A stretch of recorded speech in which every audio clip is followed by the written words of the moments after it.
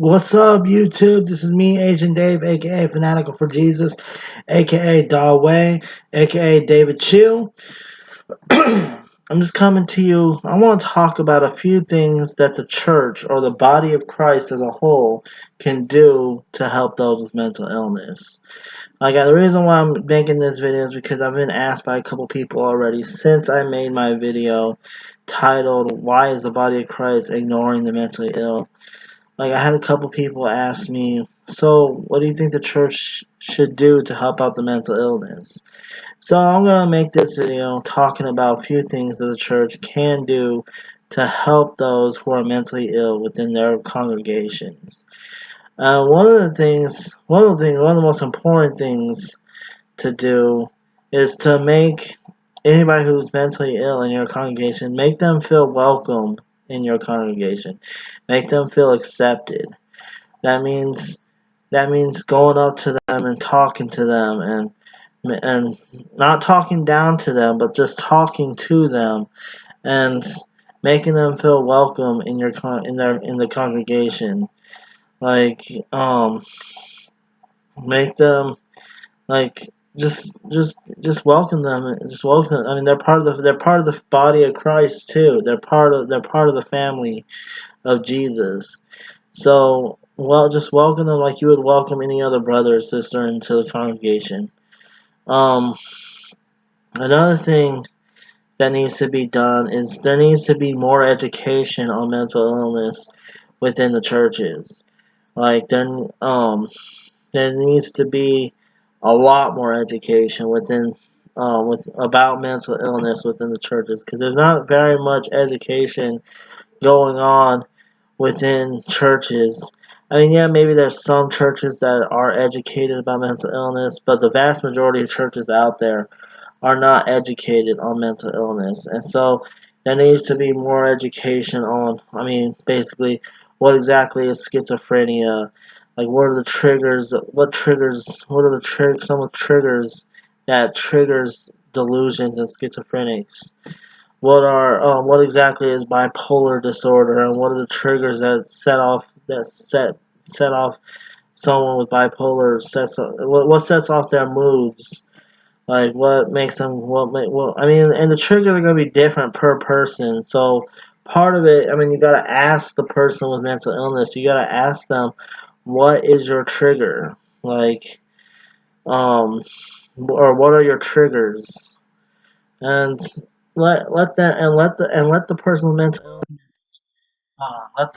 mental illness tell you what exactly their triggers are. Just listen to them. Um that's really another important thing. Like, just ask them to explain to you what it's like being bipolar or schizophrenic, or to have social anxiety, or to have PTSD, or to have any various different kinds of mental illnesses out there. Ask them what it's like to suffer with that, and just listen to them. Give them a listening ear. Like, that's all we really want, is someone to listen to us and try to understand what it is that we're going through. So, yeah, so make them feel welcome, listen to what they say, um, and get more education into the churches about mental illness. Like, I mean, I would like to see someday more Christian outpatient clinics that help directly with um mentally ill people. Like a Christian, like kind of like how I go to a place called Unison, which is it's an outpatient clinic that I go to see my psychiatrist, my psychologist, and even my physical doctor. I have all that in one place. I would like to see something like that, except from the church. I would like to see the church start like its own Christian outpatient clinic that has Christian psychiatrists, Christian psychologists, And I mean, I'm not saying that Christian psychiatrists or Christian psychologists are any better than secular psychologists and secular psychiatrists. No, that's not what I'm saying at all. But sometimes it does feel nice for to be, if you're a mentally ill person who happens to be Christian. It does feel nice to be able to talk about your Christianity with your psychiatrist or your psychologist, and they actually are on the same page as you, as opposed to being either antithetical to what you believe, or they just are not. They just don't really care.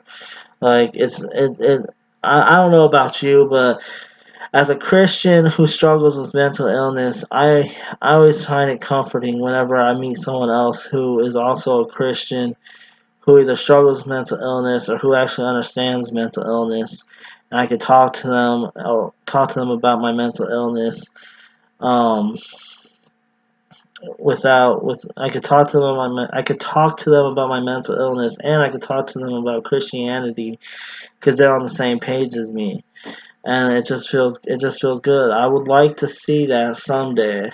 Like I mean, if there are Christian outpatient clinics here in the United States, feel free to let me know of any that are up and running. And like, I mean, I granted, I'd be really I would at first I would be really weary to go to a Christian outpatient clinic, only because there's so many um Christian denominations out there, and a lot of them have really nutty beliefs.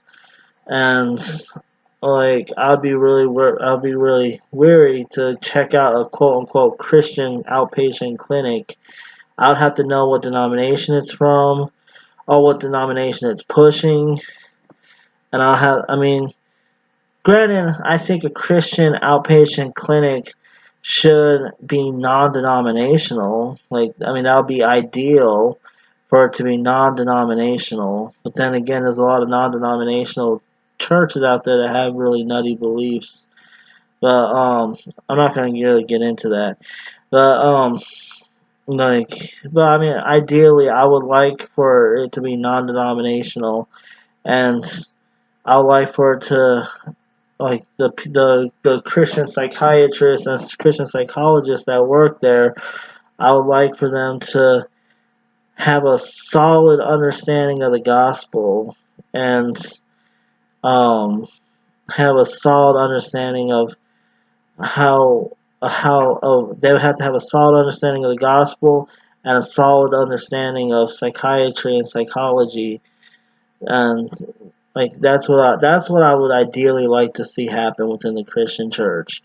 If we can have Christian outpatient clinics that are geared towards helping out the um, mentally ill from a Christian perspective, that would be amazing. That really would be amazing.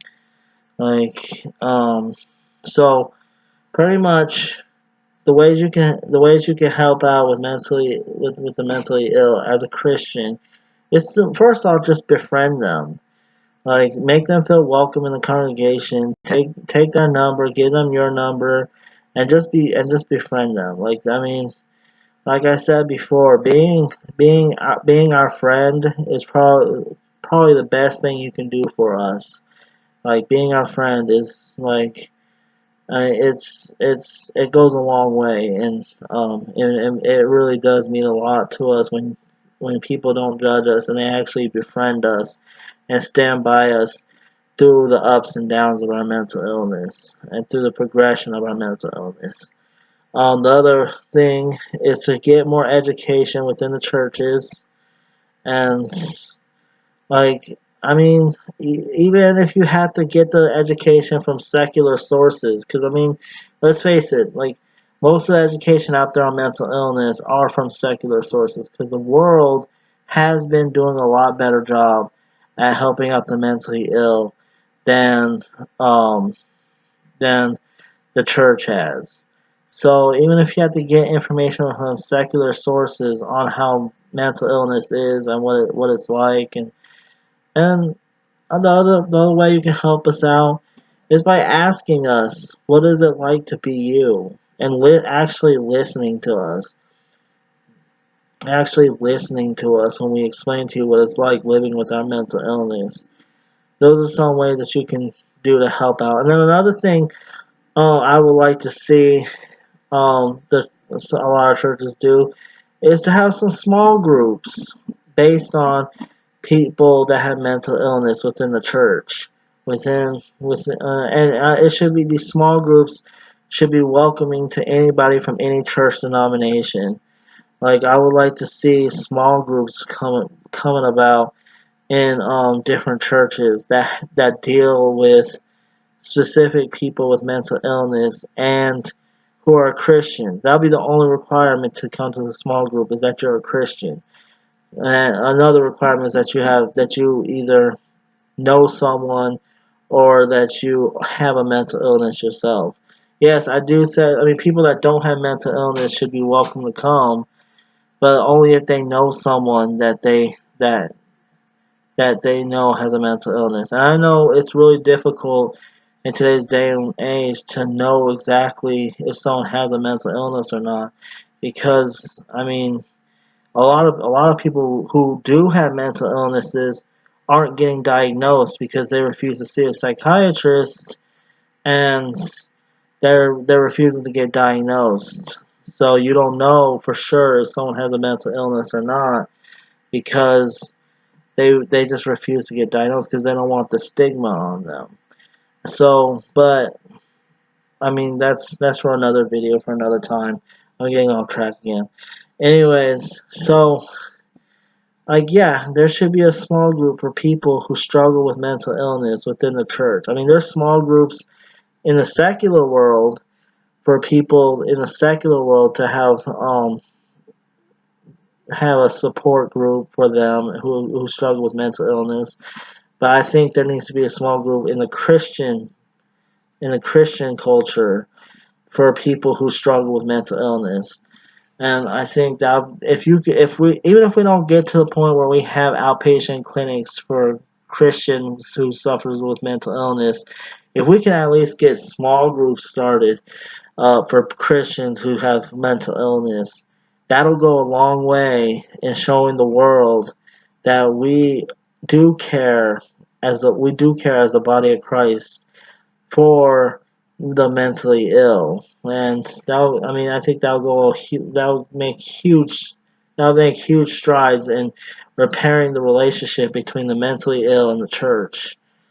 But these are just a few ideas that come to my mind when I think about what can the church do to help out those with mental illness. If you have any other suggestions or ideas, let me know in the comment section below.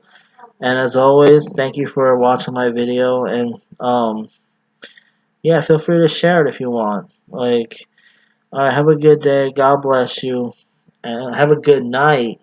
It's like nighttime out. It's like 5:53. It's dark as shit outside. So have a good night. God bless you, and deuces.